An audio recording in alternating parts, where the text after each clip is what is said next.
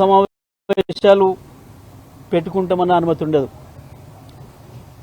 ప్రజాస్వామికబద్ధంగా ఈ దేశంలో రాజ్యాంగం ఇచ్చిన హక్కు ప్రకారం ప్రజలు తమ సమస్యల్ని ప్రభుత్వం దృష్టికి తీసుకురావడానికి కావలసిన పద్ధతులు ధర్నాలు, రాస్తారోకోలో, ఇతర పద్ధతుల్లో తమ చిన్న చిన్న నిరసనలు తెలియజేసే అవకాశాలు మొత్తం లేకుండా చేసి ఒక అప్రకటిత ఎమర్జెన్సీని రాష్ట్రంలో అమలు చేస్తుంది కాంగ్రెస్ పార్టీ ప్రభుత్వం. ఏ అశోక్ నగర్ మాది అని చెప్పి చెప్పుకొని పోయి ఆడ కూర్చొని 6 నెలలు ఆడ పడిగాపులు కాసి రాహుల్ గాంధీని కూడా తీసుకొచ్చుకొని అక్కడ మెట్ల మీద కూర్చోబెట్టి ఛాయ్ దుకాణాల పంట తిప్పి ఛాయలు దాగిపించి మాది అని చెప్పుకున్నారు. ఇవాళ అశోక్ నగర్ని చూసి భయపడి 144 పెట్టుకునే పరిస్థితి, ఆ రూట్లోనే కాంగ్రెస్ నాయకులు కూడా పోకుండా ఉండే పరిస్థితికి వచ్చారు. ఏ రైతాంగాన్ని అయితే మాయమాటలు చెప్పి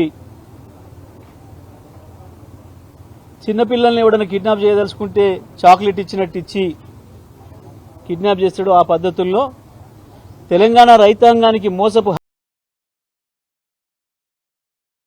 హామీలు ఇచ్చి కేసీఆర్ నుంచి విడదీసే కుట్ర చేసి తల్లి బిడ్డలు కేసీఆర్ నుంచి రైతాంగాన్ని దూరం చేసి ఓట్లు ఇచ్చుకొని మోసం చేసి ఇవాళ రైతుల్ని చూసి భయపడుతున్నారు. మహిళలకు ఆశలు కల్పించి 2500 ఇస్తామని, తులం బంగారం ఇస్తామని రకరకాలే చెప్పి ఆ రకంగా మోసం చేసిండ్రు. ఇవాళ వాళ్ళని చూసి భయపడుతున్నారు. ఏ రైతాంగాన్ని అయితే మోసం చేసిండ్రో ఇవాళ రైతాంగం తీవ్ర ఆగ్రహంతో ఉంది ఈ ప్రభుత్వం పైన. వాళ్ళు ఒక ప్రజాస్వామిక పద్ధతుల్లో ధర్నాల రూపంలో ఈ ప్రభుత్వానికి, కాంగ్రెస్ పార్టీకి నిరసన తెలియజేయాలని చెప్పి నిర్ణయించుకొని మరి గత సంవత్సర కాలంగా ఈ ప్రభుత్వ పోరాట దుర్మార్గాలపైన అప్రతిహత పోరాటం చేస్తున్న బీఆర్ఎస్ పార్టీ రాష్ట్ర వర్కింగ్ ప్రెసిడెంట్ కేటీఆర్ గారిని ఆహ్వానించుకొని వారి నాయకత్వంలో మేము ముందుకు పోతాం, మళ్లీ కేసీఆర్ పరిపాలన రావాలి, రైతాంగానికి స్వర్ణయుగం కావాలి అని చెప్పి రైతులు ఏదైతే ఉబలాట పడుతున్నారో ఆ రైతాంగం దగ్గరికి కేటీఆర్ను చేయనీయకుండా చేయడం కొరకు అనేక నిర్బంధాలు పెడుతున్నారు, నిషేధాలు పెడుతున్నారు, వారి కార్యక్రమాలకు అనుమతులు నిరాకరిస్తూ ఉన్నారు. మనం చూసినాం లగచర్న గిరిజన రైతాంగానికి మద్దతుగా మహబూబాబాద్ గిరిజన రైతులు ధర్నా నిర్వహిస్తామంటే దానికి అనుమతి ఇవ్వలేదు. కోర్టు ద్వారా మేము న్యాయం పొందినాం, దాని ద్వారా చేసినాం. ఏ రకంగా వేలాదిగా రైతులు స్వచ్ఛందంగా తరలి వచ్చి యువకులు బ్రహ్మదం బట్టిలో చూసినాం. మేము మొన్న నల్గొండలో ధర్నా నిర్వహించుకుంటాం కేటీఆర్ గారిని ఆహ్వానించుకొని అని చెప్తే వాస్తవానికి 12వ తారీఖున జరపాల్సిన ధర్నాను ఆ రోజు జిల్లా పోలీస్ యంత్రాంగం మమ్మల్ని రిక్వెస్ట్ చేస్తే, సార్ పండుగ సందర్భంగా ట్రాఫిక్ ఎక్కువగా ఉంది, రద్దీ బాగా ఉంది, హైవేలు స్తంభిస్తున్నాయి గంటల తరబడి, దయచేసి మీరు కేటీఆర్ గారు వస్తే పెద్ద ఎత్తున ప్రజలు వస్తారు కాబట్టి ఇబ్బంది అవుతుంది, దయచేసి ఆలోచించి మాకు సహకరించండి, వాయిదా పెట్టుకోండి, పండుగ తర్వాత మేము పర్మిషన్ ఇస్తాం, అనుమతి ఇస్తామని చెప్పి కోరితే మేము వారి రిక్వెస్ట్ను మన్నించి కేటీఆర్ గారితో కూడా మాట్లాడి దాన్ని వాయిదా వేసుకున్నాం. 21వ తారీఖు చేసుకోండి అని చెప్పిన వాళ్ళు ముందు రోజు వరకు కూడా మాకు మీ ఏర్పాట్లు మీరు చేసుకోండి అని చెప్పిన వాళ్ళు 20 నాడు ఉదయం ఆకస్మికంగా మేము మీ పిటిషన్ తిరస్కరిస్తున్నామని చెప్పి, అనుమతిని నిరాకరిస్తున్నామని చెప్పి లెటర్ పంపినారు. అది స్పష్టంగా కనబడదు. ఇది రాష్ట్ర ప్రభుత్వం యొక్క ఒత్తిడి. రేవంత్ రెడ్డి గారు, ఆ జిల్లాకు సంబంధించిన మంత్రి వెంకటరెడ్డి ఒత్తిడి మేరకే జరిగిందనే విషయం కూడా మనకు తెలుసు. ఆ తర్వాత కూడా పాపం వెంకటరెడ్డి నల్గొండలో తిరుగుతుంటే కనపడ్డ ఫ్లెక్సీలు కూడా భయపెట్టించినట్టు ఆయనను. పాపం వాస్తవానికి ఎప్పుడు స్పృహలో ఉండడు. ఆ స్పృహలో లేని సందర్భంలో కూడా ఆ ఫ్లెక్సీలు మాత్రం బాగా కనపడ్డాయి, ఆ గులాబీ రంగు బాగా కనపడ్డది. దాన్ని చూసి భయమైంది. ఇంకొక బాటిల్ ఎక్కువ అడిగినట్టుంది లోపల బాడీ. అందుకే ఆ రాత్రి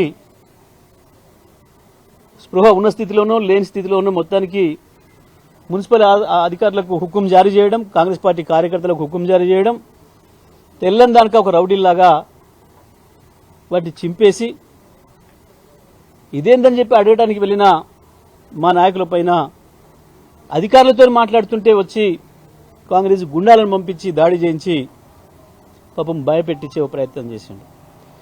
కానీ ఈ చిల్లర దాడులకు భయపడే స్థితిలో బీఆర్ఎస్ పార్టీ లేదు. తెలంగాణ రైతాంగం అసలే ఉండదు. ఎందుకంటే వీళ్ళు చరిత్ర తెలియని మూర్ఖులు.